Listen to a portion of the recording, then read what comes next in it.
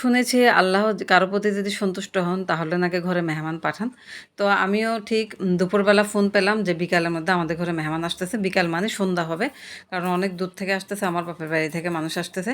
সেজন্য আমি ঝটপট সবকিছু রেডি করে নিচ্ছি যা, যা ছিল ঘরে। আর এখন আপাতত শর্টকাট কিছু রান্না করব। তারপরে আগামীকাল বেঁচে থাকলে অন্য কিছু করবো এই আরকি। তো আমি আগে পরোটা তৈরি করতে বসলাম। কারণ ওরা অনেক দূর থেকে আসবে যেহেতু একটু পরোটা খেলে ওদের ভালো লাগবে। কারণ আসার সাথে, সাথে তো আর ভাত খাবে না। সেজন্য আমি ঘরে তৈরি করলাম পরোটা, একদম তুলতুলে নরম পরোটা। আর আমার কাছে পরোটাটা খুবই ভালো লাগে। তারপরে কয়েকটা ৪-৫টা রুটি তৈরি করলাম, চা তৈরি করে ফেললাম। তো বিকালে আমাদেরও নাস্তা হয়ে যাবে, মেহমানেরও নাস্তা হয়ে যাবে। এদিকে ফ্রিজের মধ্যে মাংস ছিল, যেটা শর্টকাট করব। তো গরুর মাংসটা বের করে নিলাম। আর কিছু আলু কুটে নিলাম, পেঁয়াজ, রসুন সব কিছু রেডি করে নিলাম। এখন আমি এটা আগে বসিয়ে দেবো। তারপর এদিকে রসুন ছিলতে বসে গেলাম। আর দেশি রসুন যেহেতু ওগুলো ছিলতে একটু সময় লাগে, তো বসে, বসে ছিলতেছি আর ওদের আসার অপেক্ষা করতেছি। কারণ আস্তে, আস্তে ৭টা ৭:৩০ বাজবে। আর আমার এখানে ৬:৩০ অলরেডি বেজে গেছে। তো যাই হোক, দেরিতে যেহেতু রান্না বসাইছি, তো একটু দেরি হবেই রাতের বেলা। তো সব কিছু ব্লেন্ড করে রেডি করে নিলাম। এদিকে মাংসটা বসিয়ে দিলাম প্রেশার কুকারে। তারপরে এখন আবার কষাবো, কষাইয়ে তারপরে আমি অন্য কিছু রেডি করব। তো আমি এখানে তেল দিয়ে দিলাম প্রেশার কুকারের মধ্যে। পেঁয়াজ, রসুন সব কিছু দিয়ে দিলাম। তারপরে রসুন বাটা আর আদা বাটা সব কিছু দিলাম।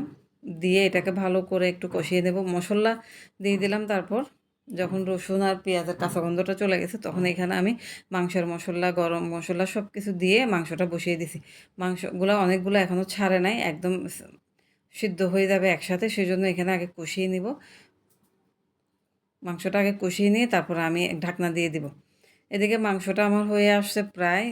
আমি এখন আবার চেক করলাম। আর তারপর আলুটা দিয়ে দিব এখন। এদিকে কচুর ছড়া সিদ্ধ করে নিলাম। আর পাঙ্গাস মাছের মাথা, কুমড়ার শাক, এটা দিয়ে আমি একটা তরকারি রান্না করব। কারণ আমরা আবার সবাই একটু সবজি পছন্দ করি।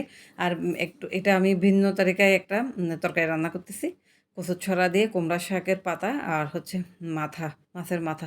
খুবই স্বাদ হয়। আমি এই ১ম বার করলাম, কিন্তু আমি এর আগে এক বাসায় খেয়েছিলাম। আমার কাছে খুবই ভালো লাগছে। তো সেজন্য মাথাটা আমি আগে পেঁয়াজ রসুনের মধ্যে দিয়ে দিছি। এদিকে পেঁয়াজ রসুনটা ভালো করে কষানো হয়ে গেছে। যাতে মাছের মাথাটাও কষানো হয়ে যায়, সেজন্য তেলের মধ্যে দিয়ে দিলাম। তেলের মধ্যে দিয়ে ভালো করে এটাকে একটু গন্ধ দূর করলাম। কারণ কাঁচা মাছ যেহেতু। এখানে লবণ দিয়ে দিলাম, আদা দিয়ে দিলাম, রসুন বাটা দিয়ে দিলাম। দিয়ে এখন মাছটা দিয়ে মাছটা ভালো করে কষিয়ে ফেললাম। এই যে মাছ আমার কষানো হয়ে গেছে। এখন এখানে আমি কুমড়ার ডাঁটাটা আগে দিয়ে ফেলবো, কারণ ডাঁটাটা সিদ্ধ হইতে হবে। কচুর ছড়া যেহেতু সিদ্ধ, এটা বেশিক্ষণ লাগবে না, এখনই হয়ে যাবে। এভাবে মাছের মাথা খাওয়া যাবে। আর যারা চান তারা না দিলেও চলবে। এখন আমি ডাঁটাটা দিয়ে ফেললাম। ডাঁটাটা দিয়ে ৫ মিনিট রান্না করব। তো ভালো করে নেড়ে চেড়ে ঢাকনা দিয়ে দিলাম। তরকারি থেকে এত সুন্দর একটা ঘ্রাণ বের হচ্ছে, কী বলবো। আমি যেহেতু রান্না করতেছি, খুব সুন্দর স্মেল পাচ্ছি। এদিকে অলরেডি আমার মেহমান বাসায় চলে আসছে। আমি ওনাদেরকে নাস্তা দিয়ে আমার তরকারিটা কমপ্লিট করতেছি। কচুর ছড়াটা দিয়ে দিলাম।